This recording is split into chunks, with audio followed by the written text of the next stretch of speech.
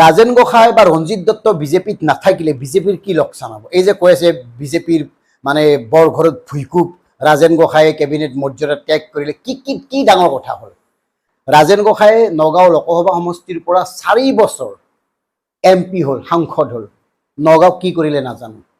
ৰাজেন গোসাঁয়ে 2016 চনত এবাৰ ৰাজ্যিক কেন্দ্ৰীয় মন্ত্ৰীও হৈছিল, ৰেল বিভাগৰ কেন্দ্ৰীয় মন্ত্ৰী হৈ তেওঁ কি কৰিলে এই কথাটো আমি কিন্তু বৰ বিশেষ নাজানো, আমি সাধাৰণ মানুহ।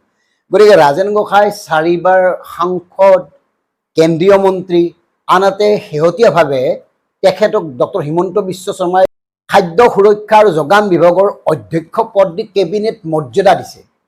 তাৰ পিছতো মানুহজন সুখী নহয়, সন্তুষ্ট লাভ কৰা নাই। গতিকে কেবিনেট মৰ্যাদা ত্যাগ কৰি তেওঁ যি ধৰণে এখন নাটক কৰিব খুজিছে, সেই নাটকত সাংঘাতিক মানুহে ব্যস্ত হৈ লাভ নাই। কাৰণ ৰাজেন গোসাঁইৰ দৰে মানুহবিলাক, যিসকল ব্যক্তি আছে, তেওঁলোকৰ সদায় এটাই লক্ষ্য, ক্ষমতাত নাথাকিলে তেওঁলোক বলীয়া কুকুৰৰ দৰে। তেওঁলোকৰ মূৰে মগজুৱে কাম নকৰা হৈ যায়, মানে কেৱল ক্ষমতা লাগে। কাৰণ ইমান বছৰ 1999 চনৰ পৰা তেওঁ সাংসদ হৈয়েই থাকি কেন্দ্ৰীয় মন্ত্ৰী হ'ল, যোগান বিভাগৰ অধ্যক্ষ হৈ তেওঁ কেবিনেট মৰ্যাদা পোৱাৰ পিছত সুখী নহয়, ভাবক। গতিকে আচলতে মই ভাবোঁ যে মই নিৰপেক্ষভাৱে DKB ব্যক্তিয়ে এটা কথাই ক'ব খুজিছোঁ যে এওঁলোকক পদত্যাগ যদি কৰে, পদত্যাগ পত্ৰ কিবা কাৰণত যদি মানে প্ৰেৰণ কৰে, গ্ৰহণ কৰিব লাগে। তেওঁলোকে পদত্যাগ কৰাৰ আগতে এইসকল লোকক বিদায় দিব লাগে। নতুন মানুহ নাই, নগাঁৱত 4-5 বাৰ তেওঁৱে হৈ থাকিব লাগে নেকি? নগাঁৱত বিজেপিৰ আৰু বেলেগ নতুন ডেকা নাই, নতুন যুৱক যুৱতী নাই, তেওঁৱে নেকি একমাত্ৰ নগাঁৱৰ বাবে? তেওঁৱেই মানে সব জানতা?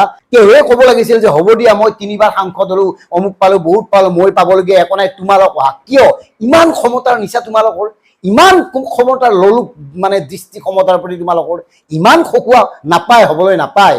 বহুতে কৈছে যে ভাৰতীয় জনতা পাৰ্টিৰ আৰম্ভণিৰ পৰা আছিল, 91 চনৰ পৰা আছিল ৰাজেন গোসাঁই। গতিকে আৰম্ভণিৰ পৰা আছিল, থাকিল কি হ'ল?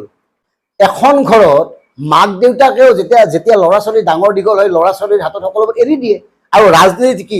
ৰাজনীতিত তেওঁলোকে খাই থাকিব লাগে, বেলেগক সুযোগ নিদিয়ে। আজি ভাৰতীয় জনতা দলৰ কোনো নতুন প্ৰজন্মৰ যুৱক যুৱতী নাই। ভাৰতীয় জনতা দলত কাম কৰিব পৰা সামৰ্থ্যৱান, যোগ্য, ভোগ্য মানে যুৱক নাই, যুৱতী নাই। তেওঁলোকৰ হাতত এৰি দিব নালাগে, তেওঁলোকক সুযোগ দিব নালাগে দেশ সেৱা কৰাৰ, জাতি সেৱা কৰাৰ। ইমান দেশ সেৱা কৰাৰ মন, ইমান জাতি সেৱা কৰাৰ মন, তথাপিও অলপতো সন্তুষ্ট মুঠে নহয়, এইটো লাগে সেইটো লাগে। আনহাতে ৰঞ্জিত দত্ত বুলি এগৰাকী আছিল নহয়, ব্যৱসায়ী আছিল। তেওঁ 2001 চনত ভাৰতীয় জনতা পাৰ্টিত যোগদান কৰি 42 সমষ্টিৰ পৰা বিধায়ক হিচাপে নিৰ্বাচিত হৈছিল 2011 চনলৈ। আনহাতে 2016 চনত সৰ্বানন্দ সোণোৱালৰ সময়ত তেখেত কেবিনেট মন্ত্ৰীও আছিল। 2016 পৰা 2021 কেবিনেট মন্ত্ৰী হৈ থকা ৰঞ্জিত দত্তক আৰু কি লাগে হে? আৰু কি লাগে মানে তেখেতক? এই কথাটো আমি বুজি নাপাওঁ সাধাৰণ মানুহখিনিয়ে। মানে তেওঁ কৈ আছে যে তেওঁ সন্মানজনকভাৱে দলৰ পৰা বিদায় দিয়াৰ এটা সুযোগ দিবলৈ। কিয় ইমান দিন সন্মান পোৱা নাই তোমালোকে? ব্যৱসায় আছিলা, বিজেপিত যোগদান কৰি বিধায়ক হ'লা, বিধায়কৰ পিছত কেবিনেট মন্ত্ৰী হ'লা। মন্ত্ৰী হৈ কি কৰিলা তো কোৱাৰ প্ৰয়োজন নাই, মানুহে দেখিছে। সমষ্টিৰ কি উন্নয়ন কৰিছে মানুহে দেখিছে। তাৰ পিছতো তোমালোকক সন্মানজনকভাৱে বিজেপি এৰিবৰ কাৰণে সুযোগ দিয়া হৈছিল এজন সাংসদ কৰি। এইবিলাক কথা হ'ব পাৰে নেকি? তাৰমানে নতুনৰ প্ৰতি তোমালোকৰ বিশ্বাস নাই, আস্থা নাই, ভৰসা নাই?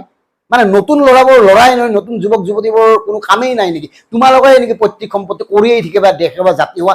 ইমান দেশ সেৱা, জাতি সেৱাৰ লোভ ইমান ভাল নহয়। মানুহে গম পায় আপোনালোকৰ লোভ কি, আপোনালোকৰ লক্ষ্য কি, দেশ সেৱা, জাতি সেৱা নে ব্যক্তি সেৱা নে কি? এই কথাবোৰ মানুহে জানিছে। গতিকে ভাৰতীয় জনতা দলৰ মাননীয় সভাপতি ভৱেশ কলিতা ডাঙৰীয়া, আপোনাৰ কথাওতো ওলাইছে বহুত। তথাপিও যেনেকৈ আপোনাৰ হাতত অনুশাসন কৰিব পৰা ব্যৱস্থাবোৰ আছে, এওঁলোকক বিদায় দিয়ক।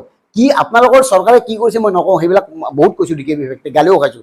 গতিকে এতিয়া কথাটো হ'ল এই জ্যেষ্ঠ নেতাসকলক বিদায় দিয়ক। আজিলৈকে মই ৰঞ্জিত দত্ত আৰু ৰাজেন গোসাঁইৰ কথাই ক'লোঁ।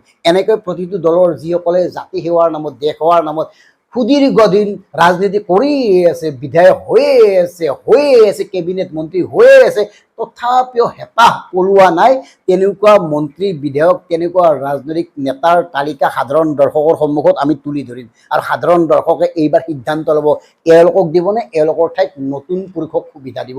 এই কথাটো বিবেচনা কৰিব DKB ব্যক্তিৰ দৰ্শকে। ধন্যবাদ।